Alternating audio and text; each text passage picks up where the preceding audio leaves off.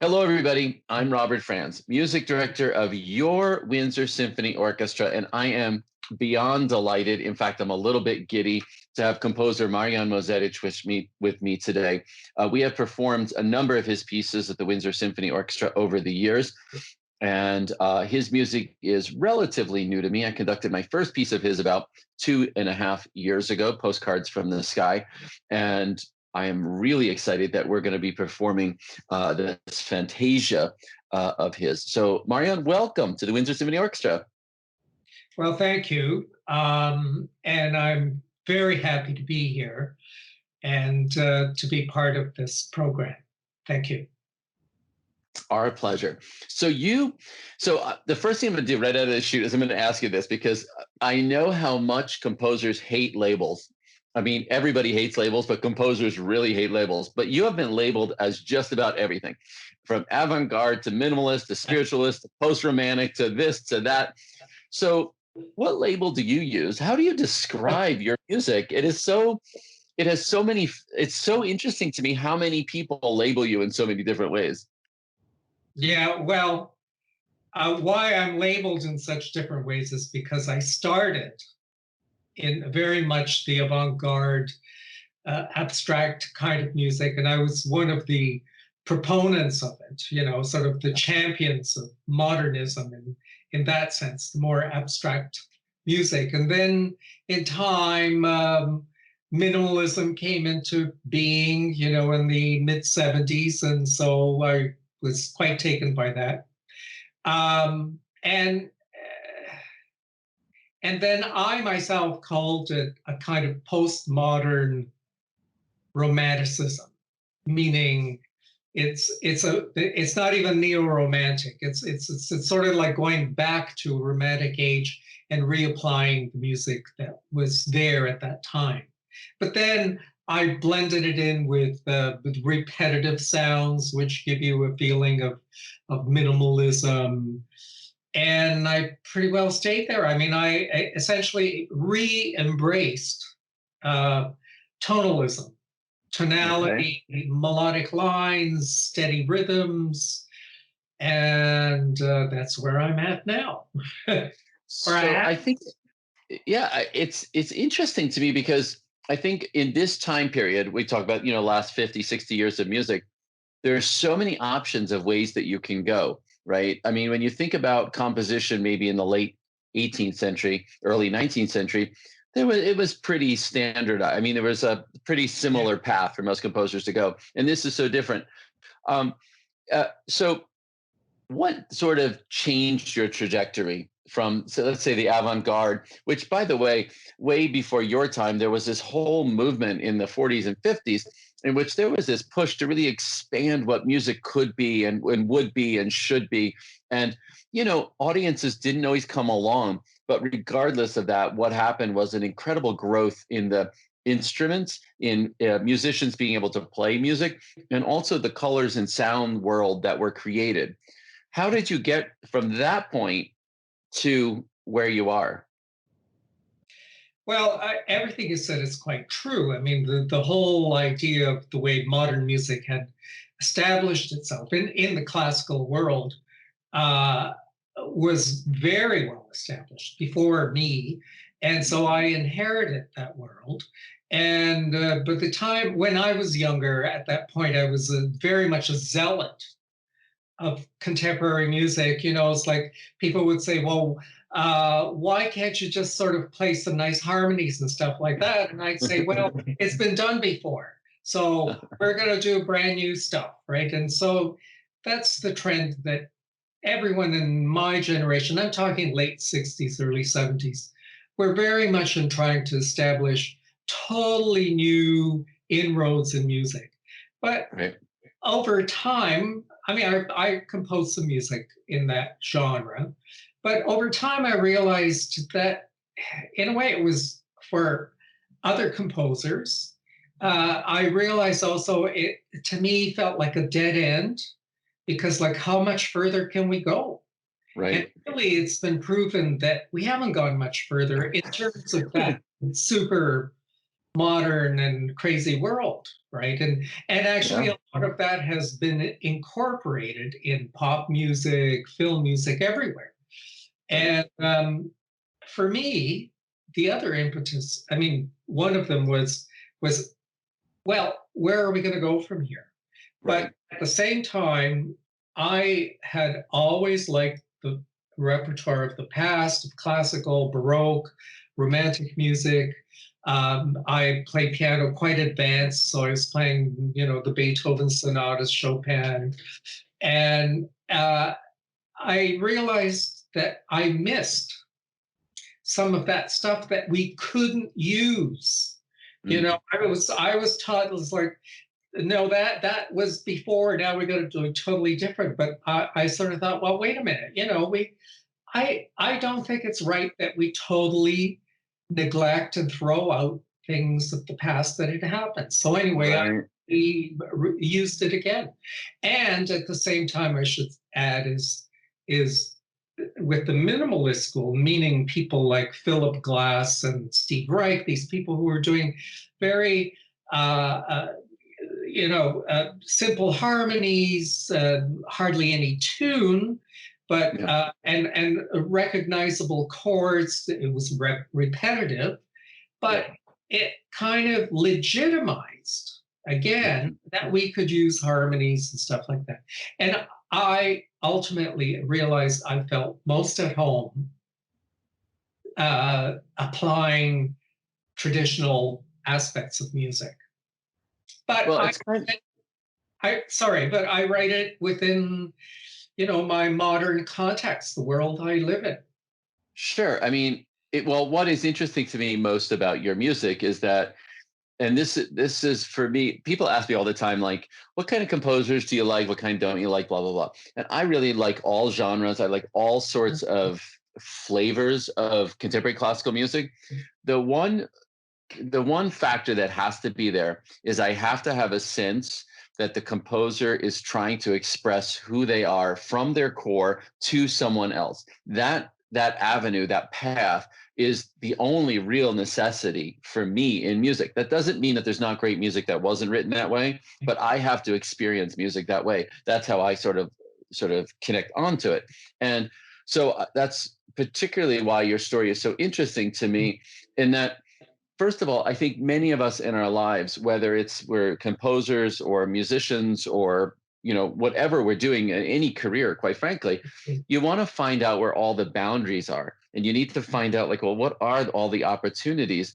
And I also think, because I'm a person of a certain age at this point, that when you first start out, you're kind of like, oh, this is exactly what I should be doing, and I should not change it, and I need to follow these rules. But then you sort of start kind of going back and forth with that. You realize, oh wait, maybe things are a little grayer than I thought. And so I love this path that you're on, and we're on, to create the sort of sounds that you create, because it leads me to my next sort of comment and question for you. One of the things that I find most attractive about your music is that I find, listening to it and conducting, but listening to it, that when I get in the middle of it, I feel like I'm in a vast soundscape, but I never feel like I'm lost. I always feel like I'm on this wave and I'm being taken from point A to point B. When you create a piece of music, how does that process work for you to create a sense of form that you can take someone in this sort of minimalistic kind of vein, this kind of sound world that you've created, take them from point A to point B? What is that process like? Wow. um, well, I look at, I have no preconceptions when I start a piece, right? So I Okay, start from, I essentially improvise at the piano. And of course, given what the commission is, so if I'm writing something for an orchestra, I'm going to keep that in mind. So sure. I improvise at the piano, and it's when I get certain chords. I do use chords, and Yeah. and some melodic germs, or the snippets, not a complete melody. I think the secret of maintaining a piece and keeping it going is, do not create a full melody. Maybe you could apply it somewhere in the middle, Yes. Yeah. but because once you create a melody, it becomes more like a song, and it's hard to break away from it. So, and whatever grabs me, if it's a certain motif, a certain Mhm. little musical gesture, and then I could see potentials of it, I then start approaching and writing the music. Now, I have no overview of the structure, it's going to be A, B, C, D, or Sure, what sure, sure, sure. is, I look at it as a voyage. Sure. And even to me, it's a voyage because I could go 5 minutes through the piece and I've got to write a 20-minute piece. I don't know where it's going to go. But what keeps it together is I always keep referring to the material I have. I don't try to reintroduce new stuff all the time. Okay. Uh, and that makes it cohesive. And the other thing, I have a sense of being directional, meaning Okay. I want to go from A to B. So in my pieces, there are several, uh, you know, uh, destination points. But also, I like to bring it back. So at the end, I like to wrap it up, Right. and so that the listener knows where they came from, Right. you know, and tying it in together. I should add, is that talking before about what made me change is the other thing is that I felt a need that you had to relate to an audience and give something to an audience, rather than just saying, here it is, because music does elicit emotions, whether you like it or not, Oh, no for matter sure. how abstract it is, it creates that that I thought it was important to connect with an audience. Talk to me a little bit about the compositional process. So, okay, so you improvise at the piano, but I'm keenly aware, and I know this is true for performing artists as well, that you have a certain percentage, usually a small percentage of inspiration, and then a large percentage of discipline, right? There's like, it's always funny to me when I explain to somebody like what my work is really like, which is basically sitting in a room by myself studying scores so that every few minutes, every once in a while I get a few minutes of like actually making music with people. But you spend a lot of that time sort of in the background, really developing your discipline. As a composer, I'm sure that must be true as well. So do you have like a daily routine? How do you balance those things? Because while I'm sure you sit down and have great ideas, do you have like a complete idea? Do you just sit down and then come up with 20 minutes and boom, you're done? What's I wish, I wish I could. No, no. It varies from composer to composer, I think. Some Yeah. people really do see the full picture. And like I said before, is that I don't. And really is a process from one section to the next section. So one section leads me to another section. Mhm. And many times there these, I wouldn't call them dead ends, but like a kind of block. You reach a certain point where you go, well, now what? Or where do we go from here to keep it going? And this is a matter of uh, I don't hear these things very well in my head. I'm not one of those that goes for a walk and I get all the ideas. I Okay. unfortunately I work at the piano. I think what composer who's no longer with us, but I mean who's well known was Leonard Bernstein. Yeah. He wrote exclusively at the piano. He needed to do all that kind of thing. I think, and also Ravel was very much that way.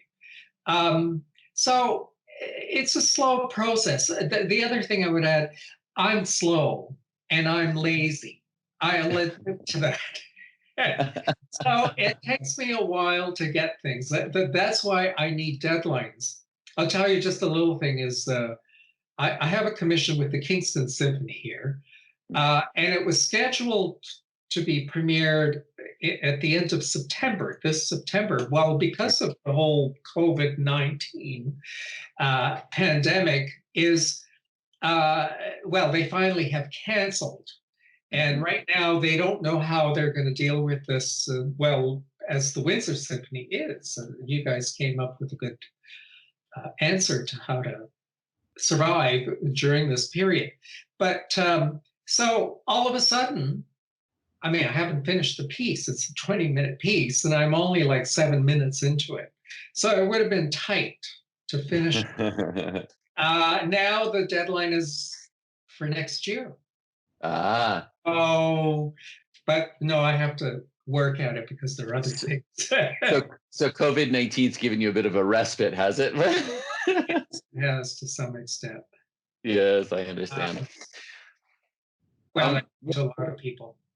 I know, right? Right. Well, how has it affected you? How has it affected your daily life, your ability to, I mean, has it changed how you think about composition? Has it changed in what ways? Not a hell of a lot. I mean, in a way, it's not a big change for me because I work at home. I work on my own, so there isn't, I mean, there isn't a big change that way. But there is socially, we do need, even though because I work alone, I mean, I have friends and, have dinners, go to places, stuff like that. You can't do that, or it's tougher. So I miss that. But the other thing that I found interesting is kind of getting into a slumber, I thought I would be more productive. Mm. Since there's nothing happening. But all of a sudden, I found myself not doing the work I thought I would do. I mean, I was composing, but not as vigorous or productive. I can't think of, for sure in my lifetime, anything that has been this massive and global in nature and has affected everybody, absolutely everybody on the earth, but in such different ways. And I think it's been, I think when we look back at this, everybody's going to have their own sort of version of what it was like to come through this pandemic, for sure. I actually happen to live with an epidemiologist, so I have a front row seat to a lot of what's going on.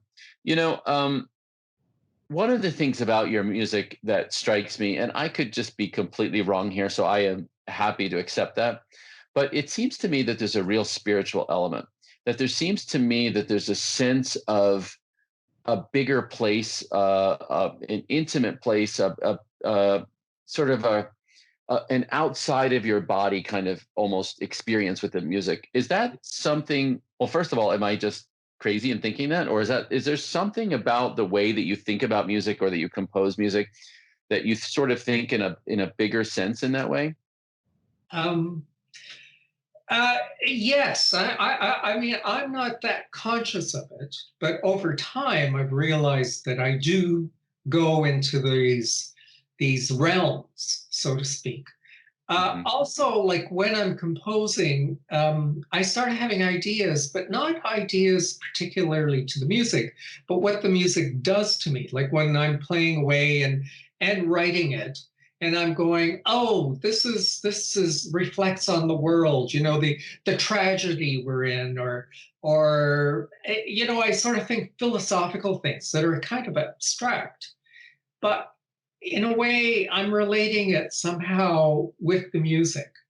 Now, I'm not saying that I sit down and say, this, it means this, in this musical sound means that. Right. But somehow I go there. And I think the other thing is that I didn't say earlier about the process of composing is that when I'm at the piano and I work and I jot things down and then I play and try this, try that. And when it's a good session, I get lost. And I think this is where I do go into, not a trance, but I'm oblivious to the world. And I think this is where you go into another realm. Right. Sound. Right. So I may go into emotions, but at the same time, music is funny. It has so many layers to it and meanings without us talking about it. And actually, you just ask different people, 5 different people, to say, oh, what did you feel at that point? And they'll all give you a different thing, or different images of what it conjured. Yes. Yeah. Yeah. Yeah, And it's really incredible. And the layers, not only the layers of the music that you create, but the layers of how we perceive that music. And by the way, how those layers change each time we come back to the piece of music, which is, I think, also an extraordinary response to art in general, is that there's always something new to find and explore and to discover. mm, Uh, I Um, should add one more thing. One more thing sure, please. is yes, there is a spiritual aspect to my music, because I mean, when I think of it, the titles I give, angels in flight, postcards from the sky,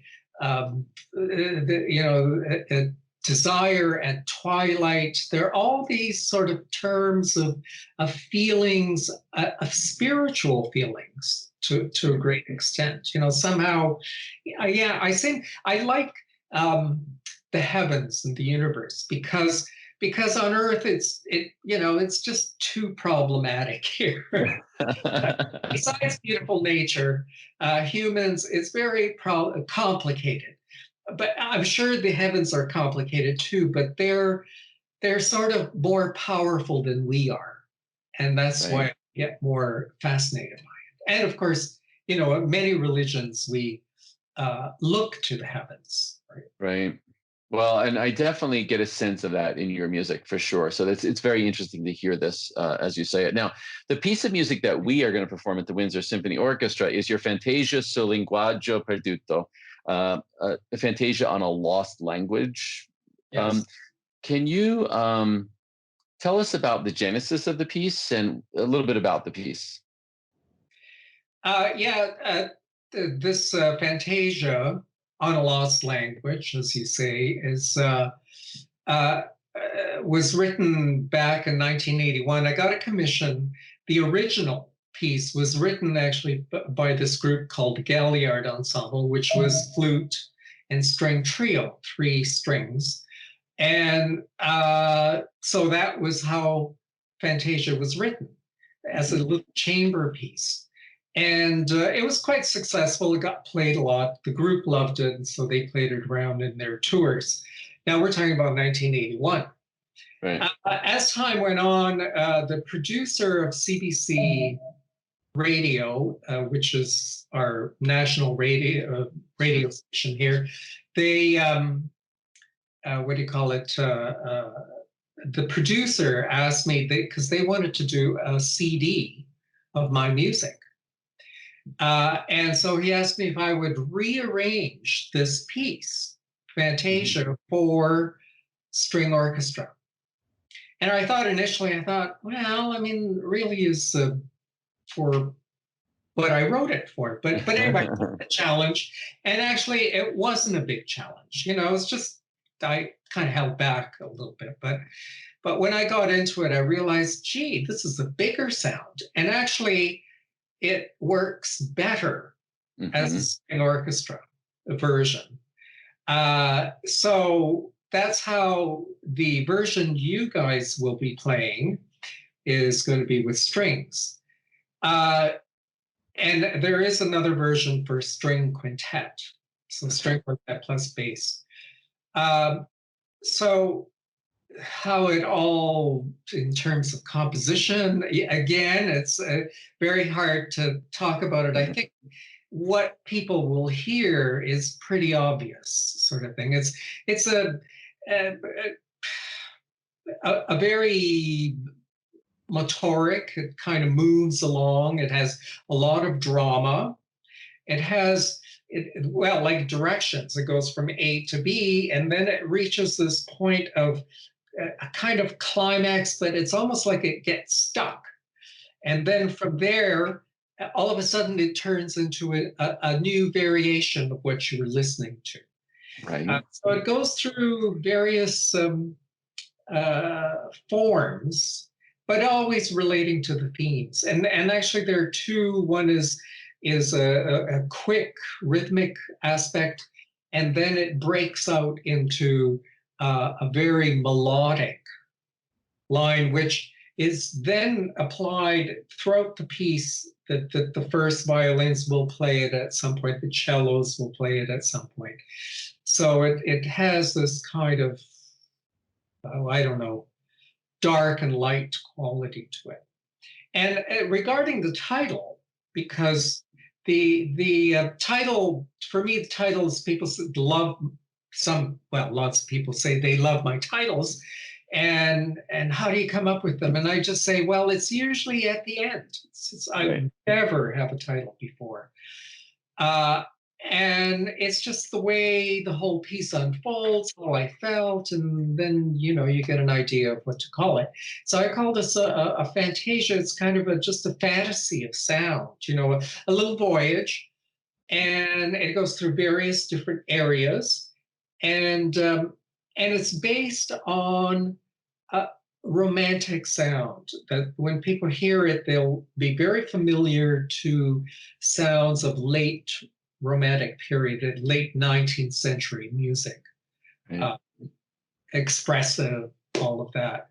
So, and I called it a lost language because we sort of no longer seem to do that kind of music.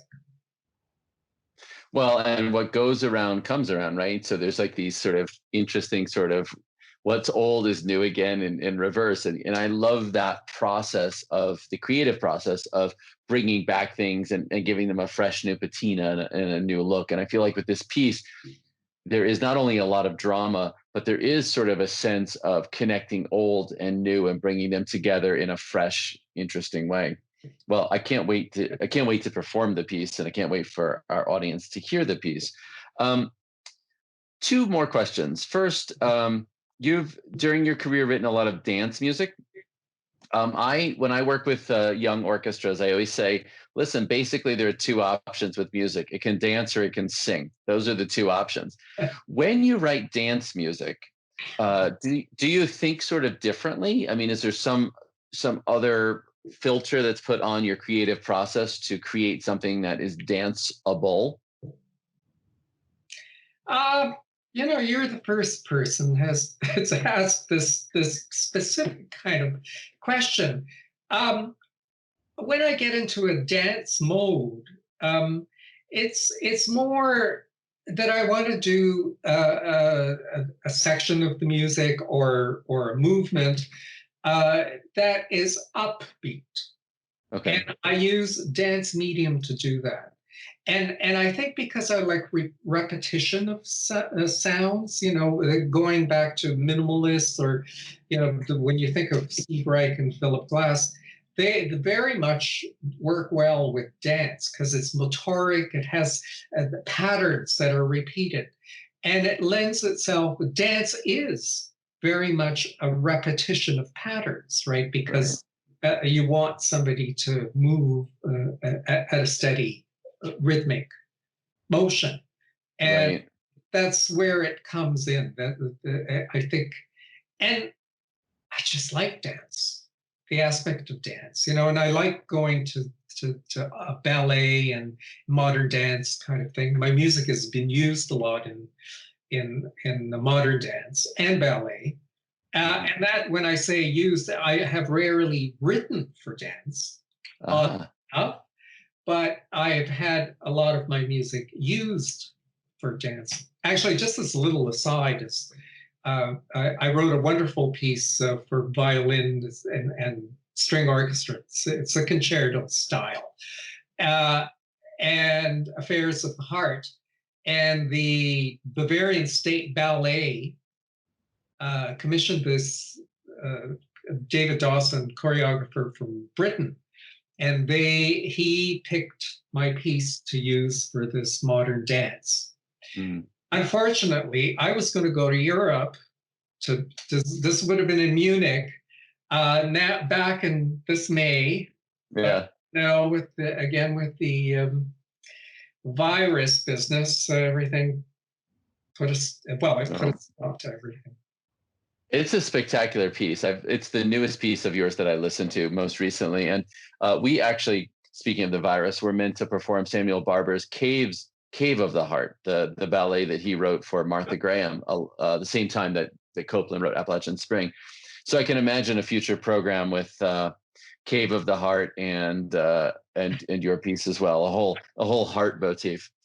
Um, Marjan, what was your first recollection of writing something down, sort of creating your first composition, or being the first time you thought, okay, I've got this idea that I want to write down, and sort of the act of composing? Do you what was the first memory that you have of doing that?